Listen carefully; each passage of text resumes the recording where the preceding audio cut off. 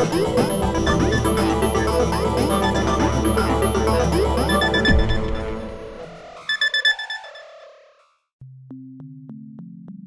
the very first time that I opened a Photoshop window, the very first time, I took my cursor, and after wigging out for a sufficient period of time, took it and went over to this little X. And I hit the X, and I closed out of the window. I stood up from my computer, and I had myself a lie down for a while. Because this kind of freaked me out at first. I had no idea what it was I was looking at, and this, I understand, is a common reaction.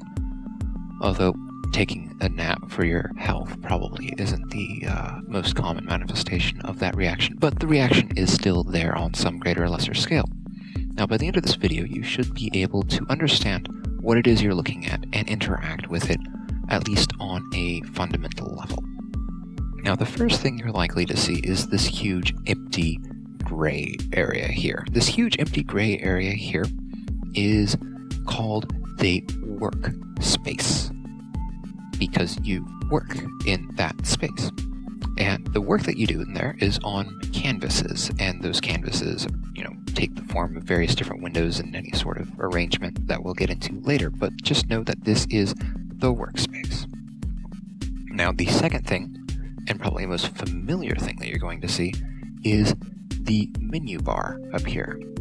The menu bar, as you might suspect, has these things called menus, and I won't actually tell you how to use a menu because I hope that you know how to hit the power switch on your computer and don't call your mother to do that for you.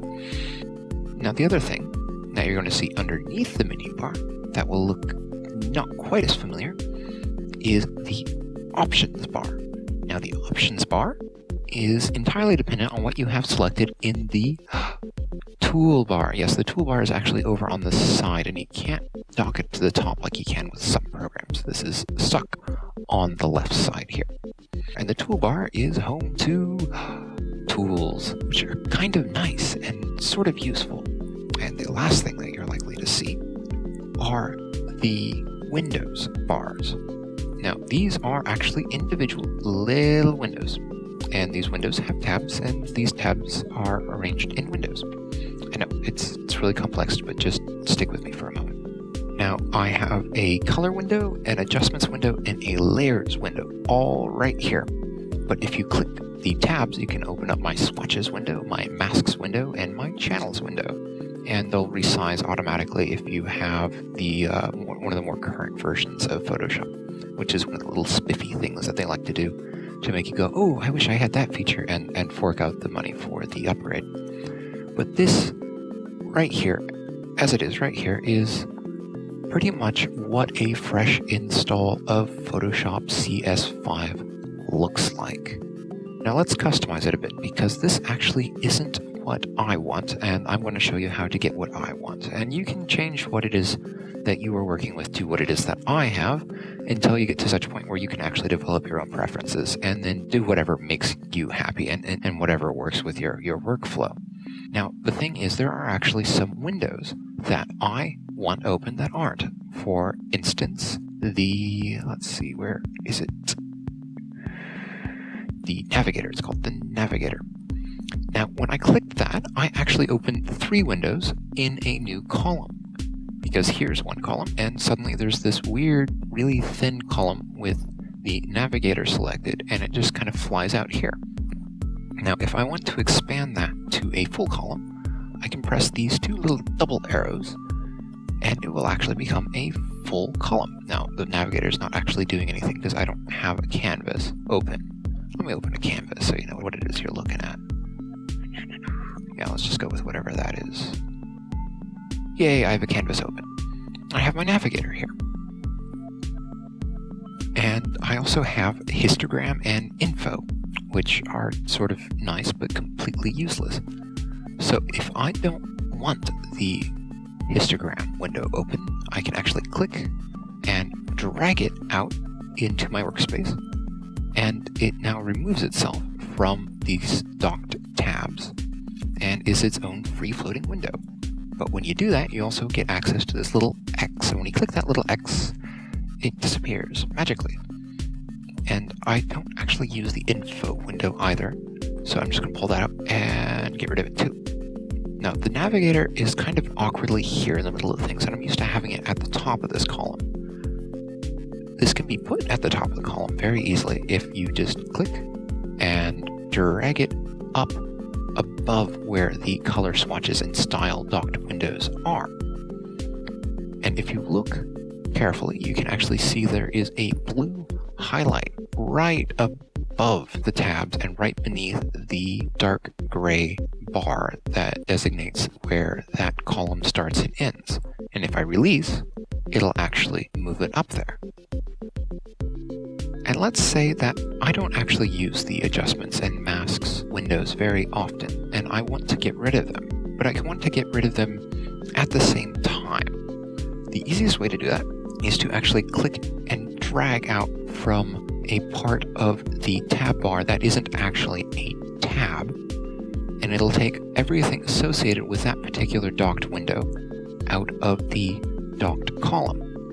And you can get rid of them by clicking the X up top. Now this is getting a little closer to what it is I want. You can resize the size of some, but not all, of the windows by clicking and dragging the skinny little dark gray bar between the docked windows up and down according to where it is you want. Now some of them won't be able to do that, like the color window here, but will resize when you click on a window that requires a slightly different default height. But if you click something else like the styles here, you'll actually be able to control the height, but click back to color and it'll go back to the height. This is all intended for users to make the most out of the real estate that they have. Now, the other thing that I like to use are actually macros, and I'm not going to get into macros right here. What are they called in this program? Actions. They're called actions in this. Macros. Actions. So here I opened up my actions window, and the window is actually docked into a thin vertical column. I can expand that, and I can collapse that, but I actually want to have it a bit more readily available and not in the way as a free-floating window. So I'm going to take it, and I'm going to click and drag it over to the right column until it gets this nice little highlighted vertical blue bar that indicates that if I release here, it'll actually create an entirely new column. Now, I don't really want an entirely new column, so I'm going to click the double arrow here up top and make it a thin vertical bar. But I can easily access the Actions window, as it's called in this program, by clicking on the icon that indicates the window that I want to use. The History window is something that I make a lot of use of, and you probably are going to too. So you want this really, really badly. In fact, I'm going to put it in the same window as my layers window, which is going to be the other one that you're going to use a lot. Now, it's really cramped in here all of a sudden because I have my layers, my channels, and my paths and my history all together. And let's say I just want to make the layers and the history the only thing in here. Well, I can click and drag my paths and my channels out. But let's say, just for argument, I want to make the history over on the left and the layers over on the right. Okay, well, I can click the layers and drag it to the right of history, and hey, history is first and layers is second. But I'm going to put that back because that's not quite the order that I want. Now I'm just going to quickly get rid of my channels window, and I'm going to take my paths and actually put it up with my navigator. This is just how I like it. You don't have to follow this at all if you don't want to. Let's see, is there anything else in here that I want to use? Oh, my text tools. I want to bring out my text tools. And now that my text tools are out, I want to take it and I want to disengage it from the docked window. I want to minimize it to a vertical bar, and I want to dock it to my smaller vertical bar here on the side. Now, if you look, there are actually two windows here still. There is a tiny lateral line here designating that this is one window series and this is another window series. And if I click, let's say, the character window icon here, it'll open only the window with the character and paragraph flyout windows, leaving my actions window completely separate, and I can only click one at a time when it is in this collapsed vertical column, which is absolutely fantastic when you only want to use something on occasion and want it to have it readily available but don't want to have it in the way. The other thing that you can easily customize is the toolbar. Let's say for whatever reason you don't want the toolbar right exactly where it is. You can fly it out just like you can any other window. And you can expand it to 2 columns if that makes you happy. But that does not make me happy, and I like having it over there, and so I'm actually going to keep it at the default location. Now let's say that you're content with however you've arranged your windows. You can actually save your window layout so that you can have multiple window layouts that you can switch between if you have it specialized for a specific action, or if you're, say, designing something, or if you're focusing on painting or just using the essentials. Let's say you've moved your windows around for a bit and you want to maintain them. You want to be able to move them around a bit, but then be able to, with the snap of your fingers, move them back to how they were. That can be achieved very easily by going to Window, Workspace, New Workspace. And this is where you save your workspace. Go figure, right? And I'm just going to call this